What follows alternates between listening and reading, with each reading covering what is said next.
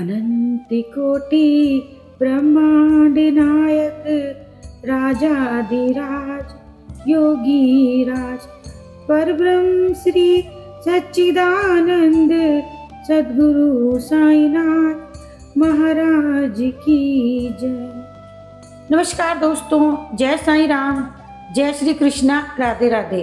आज हम पढ़ेंगे अध्याय 42। आज के अध्याय में हम पढ़ेंगे महासमाधि की ओर।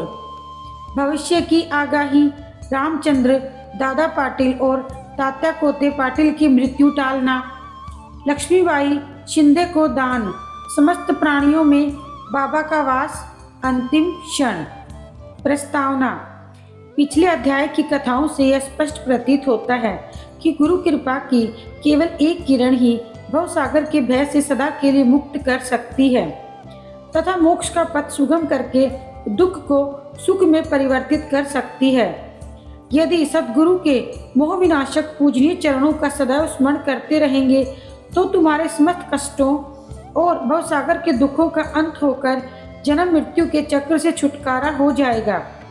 इसलिए जो अपने कल्याणार्थ चिंतित हो उन्हें साईं समर्थ की अलौकिक मधुर लीलामृत का पान करना चाहिए। ऐसा करने से उनकी मति शुद्ध हो जाएगी। नंबर 1, भविष्य की आगाही। अब हम ध्यानपूर्वक बाबा के निर्वाण काल का वर्णन सुनेंगे। सन 1918 को बाबा को साधारण सा ज्वर आया था। यह ज्वर 2-3 दिन तक बना रहा। इसके उपरांत ही बाबा ने भोजन करना बिल्कुल त्याग दिया। इससे उनका शरीर दिन प्रतिदिन क्षीण होता चला गया। 17 दिनों के पश्चात अर्थात 15 अक्टूबर सन 1918 को 2:30 पर उन्होंने अपना शरीर त्याग दिया। तारीख थी 5/11/1918। यह समय प्रोफेसर जी नार्के के अनुसार 5/11/1918 के अनुसार का पत्र है जो उन्होंने दादा साहेब खोरपड़े को लिखा था और साईं लीला के पत्रिका के पृष्ठ 7-8 में प्रकाशित हुआ था।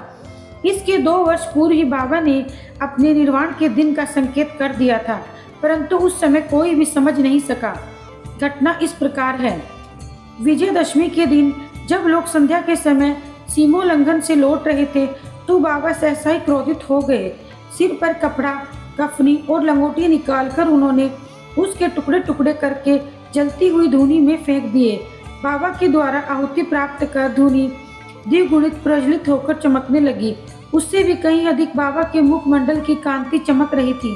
वे पूर्ण दिगंबर खड़े थे और उनकी आंखें अंगारे के समान चमक रही थी। उन्होंने आवेश में आकर उच्च स्वर में कहा कि लोगों, यहाँ आओ। मुझे देखकर पूर्ण निश्चय कर लो कि मैं हिंदू हूँ या मुसलमान। सभी भय से कांप रहे थे। किसी को भी उनके समीप जाने का साहस न हो रहा था। कुछ समय बीतने के पश्चात उनके भक्त भागोजी शिंदे, जो महारोग से पीड़ित थे, साहस कर बाबा के समीप गए और किसी प्रकार उन्होंने उन्हें लंगोटी बांध दी और उनसे कहा कि बाबा आप क्या कर रहे हो? देव, आज दशहरा का त्योहार है। तब उन्होंने जमीन पर सटका पटकते हुए कहा कि मेरा सीमो उल्लंघन है। लगभग 11 बजे तक उनका क्रोध शांत न हुआ और भक्तों को चावड़ी जुलूस निकलने में संदेह होने लगा। 1 घंटे के पश्चात वे अपनी सहज स्थिति में आ गए और सदा की भांति पोशाक पहनकर चावड़ी जुलूस में सम्मिलित हो गए, जिसका वर्णन पूर्ण किया जा चुका है। इस घटना के द्वारा बाबा ने इंगित किया था कि जीवन रेखा पार करने के लिए दशहरा ही उचित समय है, परंतु उस समय किसी को भी उसका असली अर्थ समझ में न आया। नंबर 2, रामचंद्र दादा पाटिल की मृत्यु टालना। कुछ समय के पश्चात रामचंद्र पाटिल बहुत बीमार हो गए। उन्हें बहुत कष्ट हो रहा था। सब प्रकार के उपचार किए गए परंतु कोई लाभ न पहुंचा और जीवन से हताश होकर वे मृत्यु के अंतिम क्षणों की प्रतीक्षा करने लगे। तब एक दिन मध्य रात्रि के समय बाबा अनायास ही उनके सिरहाने प्रकट हुए। पाटिल उनके चरणों से लिपटकर कहने लगे, मैंने अपने जीवन की समस्त आशाएं छोड़ दी हैं। अब कृपा कर मुझे इतना तो निश्चित बतलाइए कि मेरे प्राण अब कब निकलेंगे। दया सिंधु बाबा ने कहा, घबराओ नहीं, तुम्हारी हुंडी वापस ले ली गई है और तुम शीघ्र ही स्वस्थ हो जाओगे। मुझे तो केवल तात्या का भय है। सन 1918 में विजयदशमी के दिन उसका देहांत हो जाएगा, किंतु यह भेद किसी से प्रकट न करना और न ही किसी को बताना, अन्यथा वह अधिक भयभीत हो जाएगा। रामचंद्र अब पूर्ण स्वस्थ हो गए, परंतु वे तात्या के जीवन के लिए निराश हुए। उन्हें ज्ञात था कि बाबा के शब्द कभी असत्य नहीं होते और 2 वर्ष के पश्चात ही तात्या इस संसार से विदा हो जाएगा। उन्होंने यह भेद वाला शिंपी के अतिरिक्त किसी से भी प्रकट न किया। केवल 2 ही व्यक्ति, रामचंद्र दादा और बाला शिंपी, तात्या के जीवन के लिए चिंताग्रस्त और दुखी थे। रामचंद्र ने शैया त्याग दी और वे चलने फिरने लगे। समय तेजी से व्यतीत होने लगा। भाद्रपद समाप्त होकर अश्विन मास प्रारंभ होने ही वाला था कि बाबा के वचन पूर्णतः सत्य निकले। तात्या बीमार पड़ गए। उन्होंने चारपाई पकड़ ली। उनकी स्थिति इतनी गंभीर हो गई कि वे बाबा के दर्शन को भी जाने में असमर्थ हो गए। इधर बाबा भी ज्वर से पीड़ित थे। तात्या का पूर्ण विश्वास बाबा पर था और बाबा का भगवान श्री हरि पर, जो उनके संरक्षक थे। तात्या की स्थिति अब और अधिक चिंताजनक हो गई। वह हिलडुल भी न सकता था और सदैव बाबा का स्मरण किया करता था। इधर बाबा की स्थिति भी उत्तरोत्तर गंभीर होने लगी। बाबा द्वारा बतलाया हुआ विजयदशमी का दिन भी निकट ही आ गया। तब रामचंद्र दादा और बाला सिंपी बहुत घबरा गए। उनके शरीर कांप रहे थे, पसीने की धाराएं प्रवाहित हो रही थी। अब तात्या का अंतिम समय है। जैसे ही विजयदशमी का दिन आया, तात्या की नाड़ी मंद होने लगी और उसकी मृत्यु निकट दिखलाई देने लगी। उस समय एक विचित्र घटना घटी। तात्या की मृत्यु तो टल गई, उसके प्राण बच गए, परंतु उसके स्थान पर बाबा स्वयं प्रस्थान कर गए। ऐसा प्रतीत हुआ जैसे कि परस्पर हस्तांतरण हो गया हो। सभी लोग कहने लगे कि बाबा ने तात्या के लिए प्राण त्यागे। ऐसा उन्होंने क्यों किया, ये वे ही जाने, क्योंकि यह बात हमारी बुद्धि से बाहर है। ऐसा भी प्रतीत होता है कि बाबा ने अपने अंतिम काल का संकेत तात्या का नाम लेकर ही किया होगा। दूसरे दिन 18 अक्टूबर को प्रातःकाल बाबा ने दासगणों को पंढरपुर में स्वप्न दिया कि मस्जिद थर्रा करके गिर पड़ी है। शिरडी के प्राय सभी तेली तंबोली मुझे कष्ट देते थे, इसीलिए मैंने अपना स्थान छोड़ दिया है। मैं तुम्हें यह सूचना देने आया हूँ कि शीघ्र वहां जाकर मेरे शरीर पर हर एक तरह के फूल इकट्ठा कर चढ़ाओ। दासगणों को शिरडी से भी एक पत्र प्राप्त हुआ और वे अपने शिष्यों को साथ लेकर शिरडी आ गए। उन्होंने बाबा की समाधि के समक्ष अखंड कीर्तन और हरि नाम प्रारंभ कर दिया। उन्होंने स्वयं फूलों की माला गूंथी और ईश्वर का नाम लेकर समाधि पर चढ़ाई। बाबा के नाम पर एक व्रत भोजन का आयोजन भी किया गया। नंबर 2, लक्ष्मीबाई को दान।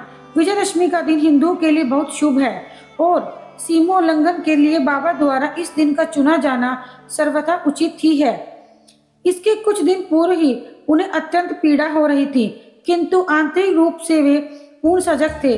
अंतिम क्षण के पूर्व वे बिना किसी की सहायता के लिए उठकर सीधे बैठ गए और स्वस्थ दिखाई पड़ने लगे।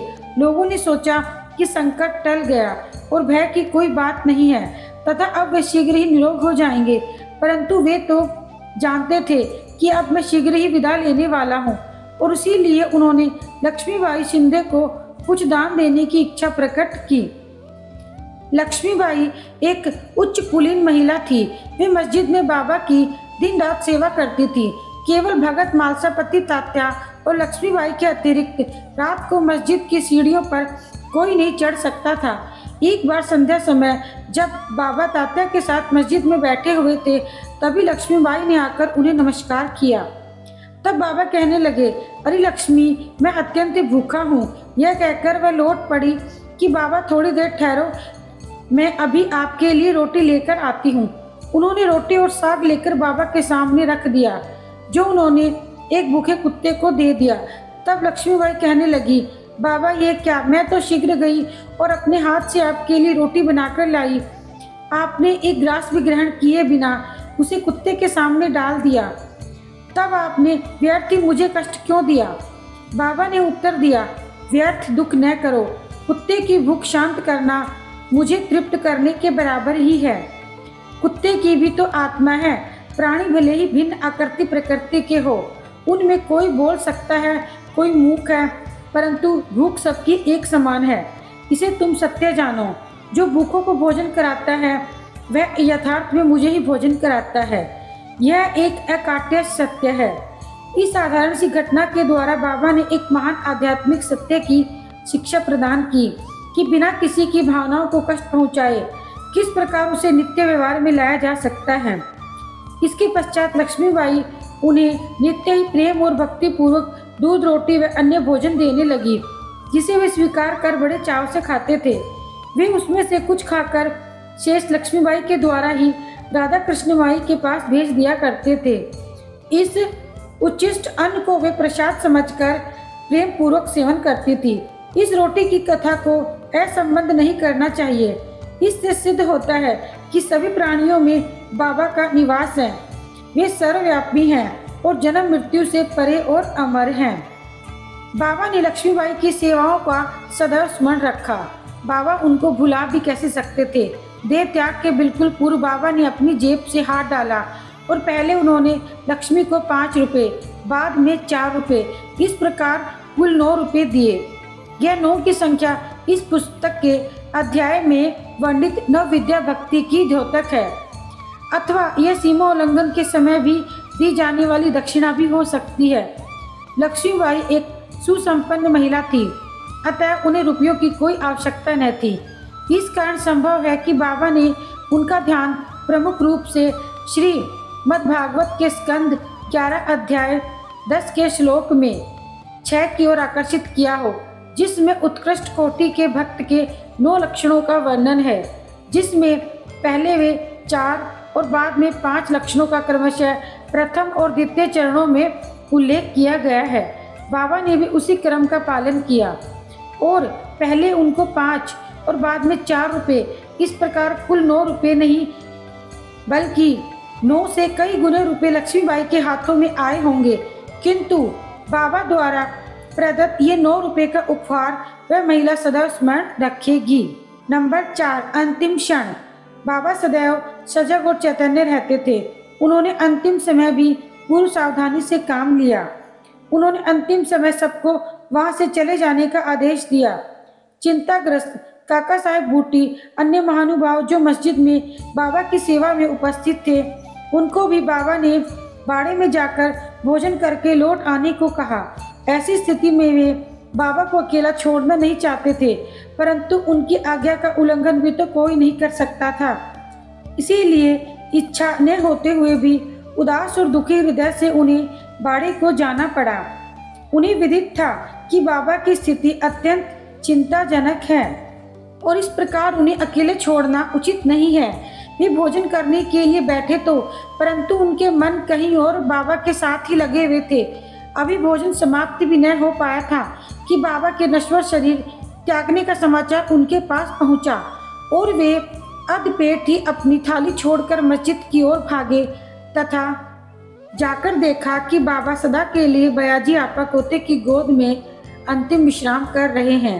न वे नीचे लुढ़के और न शैया पर ही लेटे, अपने ही आसन पर शांतिपूर्वक बैठे हुए और अपने हाथ से दान देते हुए उन्होंने यह मानव शरीर त्याग दिया।